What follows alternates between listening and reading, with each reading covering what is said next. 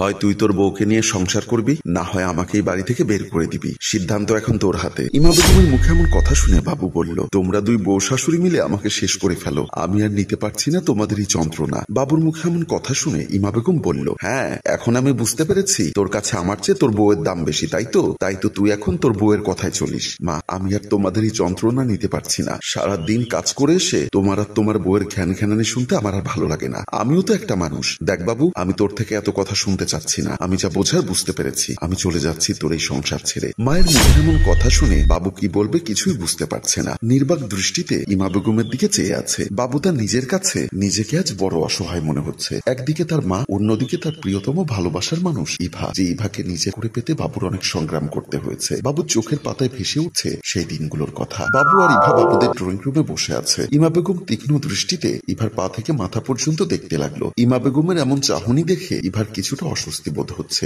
এমন সময় ইমা বেগম বলল, বাবু তুই এই মেয়েকে পছন্দ করিস? পৃথিবীতে কি মেয়ের এতটাই অভাব পড়েছিল যে তুই আর কোনো মেয়ে খুঁজে পাসনি? ইমা বেগমের মুখে এমন কথা শুনে ইভা লজ্জায় মাথা নিচু করে ফেলে। এই মুহূর্তে বাবু কি বলবে কিছুই বুঝতে পারছে না। ইমা বেগম আবারও বলল, ড্রেস আপ দেখে তো মনে হচ্ছে কোনো বিলাতি মেয়ে। তোর সংসার করবে কখন? মা, তুমি এসব কি বলছো? আমি যা বলছি তা ভেবে চিন্তেই বলছি। তুই দেখেছিস মেয়েটা যে ড্রেসটা পরেছে? এই ড্রেস আপ পরা মেয়েরা কখনো সংসারী হয় না, বুঝতে পেরেছিস? মা, ড্রেস আপের সাথে সংসারের কি সম্পর্ক? তুই ছোট মানুষ, অত শত বুঝবি না। তবে কান পেতে শুনে রাখ, আমি বেঁচে থাকতে আমার ছেলের জন্য এই ধরনের মেয়ে বিয়ে করিয়ে আনবো না। ইভা দাঁতে দাঁত চেপে অনেকক্ষণ এভাবে গরম কথা সহ্য করেছে, কিন্তু এখন আর সহ্য করতে না পেরে বসা থেকে দাঁড়িয়ে পড়ল। আমি আর এক মুহূর্ত এখানে থাকতে চাই না বাবু, আমি চলে যাচ্ছি বলে ইভা হনহন করে রুম থেকে বেরিয়ে গেল। বাবু যখন ইভার পেছন পেছন রুম থেকে বের হতে যাবে, ঠিক তখনই মা ইমা বেগম বলল, বাবু তুই পুরুষ নামের কলঙ্ক। যে পুরুষ মেয়ের পেছনে পেছনে দৌড়ায়, এই পুরুষকে মানুষ কাপুরুষ বলে রে, কাপুরুষ। ইমা বেগমের মুখে এমন কথা শুনে বাবু দাঁতে দাঁত চেপে বলল,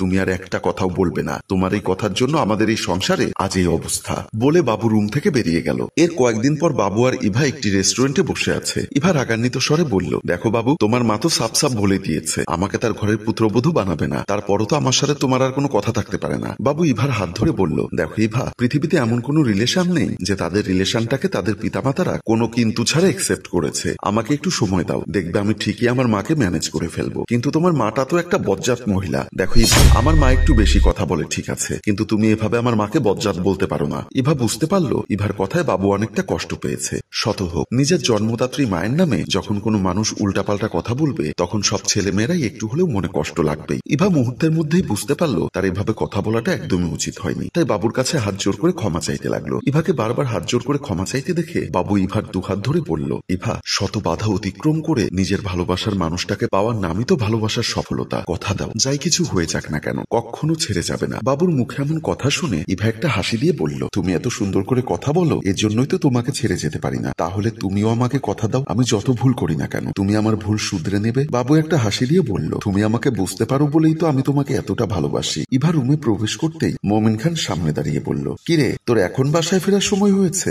বাবা, আজ আমার টিউশনি ছিল, ক্লাস শেষ করে তারপর টিউশনি শেষ করে বাসায় ফিরেছি। দেখ ইভা, শাক দিয়ে মাছ ঢাকার চেষ্টা করিস না, তোর বয়সটা আমিও পার করে এসেছি। মমিন খানের মুখে এমন কথা শুনে ইভা চমকে উঠল। আমতা আমতা করে বলল, বাবা তুমি এসব কি বলছো? কেন বুঝতে পারছিস না আমি কি বলতে চাচ্ছি? ক্লাসের নাম করে পার্কে আর রেস্টুরেন্টে যে ঘুরে বেরিয়েছিস, তা কিন্তু দুদিন আগে পরে আমার চোখে ঠিকই ধরা পড়ে। মমিন খানের মুখে এমন কথা শুনে ইভা মাথা নিচু করে যখন বাসার ভেতরে ঢুকতে যাবে, ঠিক এমন সময় মমিন খান আবার বলল, কি হলো, এখন চুপ করে মাথা নিচু করে চলে যাচ্ছিস যে? মমিন খানের কণ্ঠস্বরে আবারও থমকে দাঁড়ালো ইভা। মমিন খান বলল, ছেলেটা যেই হোক না কেন, যদি বংশমর্যাদা ভালো থাকে তাহলে বলবি আগামী 2-1 দিনের মধ্যে তার পরিবারের গার্ডিয়ান নিয়ে আমার সাথে দেখা করে যেতে। যদি দেখি সব ঠিকঠাক আছে তাহলে তো আর কোনো সমস্যা নেই। আজ হোক কাল হোক তোকে বিয়ে তো দিতেই হবে। মমিন খান দরজা খুলে রুম থেকে বেরিয়ে গেল। আর ইভা ঠায় দাঁড়িয়ে মমিন খানের শেষের 2-1টা কথা বারবার ভাসছে আর নিজের অজান্তে হাহা করে হাসতে লাগলো। বাবু ইমা বেগমের পায়ে ধরে বসে আছে আর ইমা বেগম চিৎকার করতে করতে বলছে,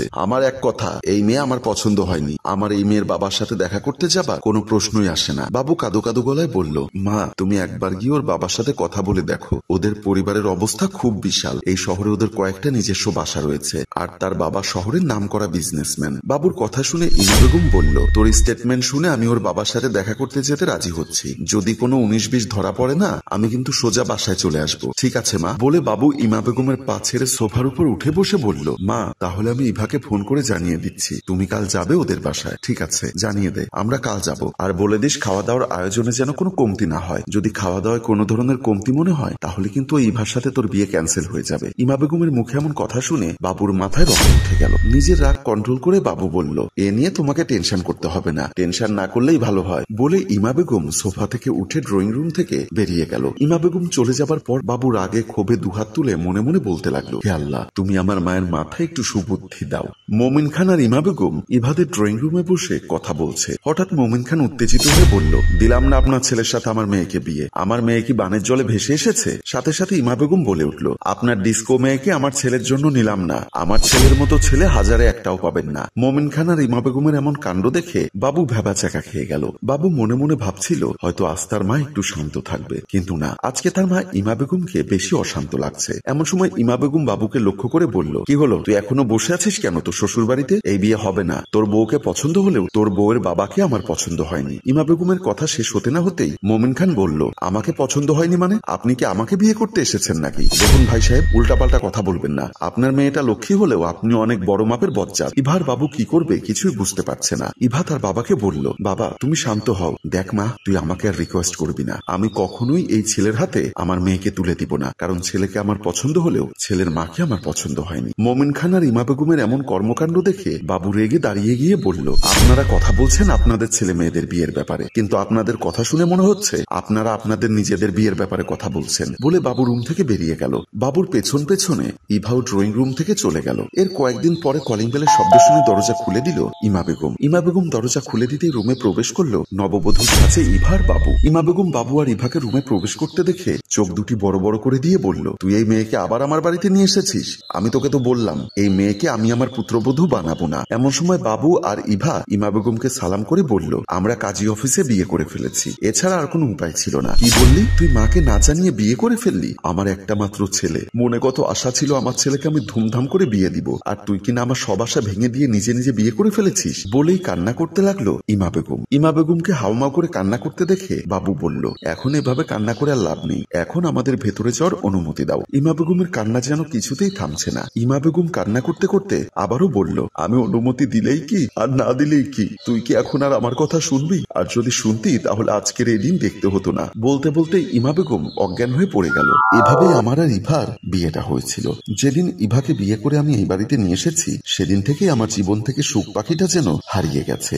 বিয়ের প্রথম প্রথম ইভা আমাকে বুঝলেও এখন আর আমাকে আগের মতো বোঝে না। কখনো কখনো মনে হয় ইভা যেন মায়ের মাস্টার কপি। আগে শুধু মাকে সামলাতাম, আর এখন আমাকে সামলাতে হয় মা আর ইভা দুজনকে। মা কথায় কথায় কেন যে বলে আমি ইভার কথায় উঠি বসি বুঝতে পারিনি। ইভাও কথায় কথায় বলবে আমি মায়ের কথায় উঠি বসি। মা কিছু হলে যেমন বলে আমি বাড়ি থেকে চলে যাব, থাকবো না এই বাড়িতে, তেমনি আজ কয়েকদিন ধরে লক্ষ্য করলাম কথায় কথায় ইভাও বলে সেও বাড়ি ছেড়ে চলে যাবে, থাকবে না এই বাড়িতে। কখনো কখনো আমার কাছে মনে হয় ওরা বউ আর শাশুড়ি না, ওরা যেন মা আর মেয়ে। ইভাকে বিয়ে করার পর আমি আর একটা জিনিস উপলব্ধি করলাম, আমার যেন কোনো মূল্যই নেই। তারা সারা দিন ঝগড়া করবে, দিন শেষে অপরাধী আমি। মা এবার সারাদিনের রাগ খুব ঝেড়ে কিছুটা শান্ত হয়েছে। এখন আমাকে যেতে হবে বেডরুমে, সেখানে গিয়ে ইভার ঘ্যান ঘ্যানানি শুনতে হবে আরো কয়েক মিনিট, তারপর শেষ হবে আমার সারাদিনের ডিউটি। তাই আর দরজার সামনে না দাঁড়িয়ে পা বাড়ালাম বেডরুমের দিকে। সম্মানিত ভিউয়ার্স, আমার এই ছোট্ট একটা সংসারে বউ শাশুড়ির মাঝে মাঝে ঝগড়া মাসের 30 দিনে 30 দিনই লেগে থাকে। আপনাদের সংসারের খবর কি?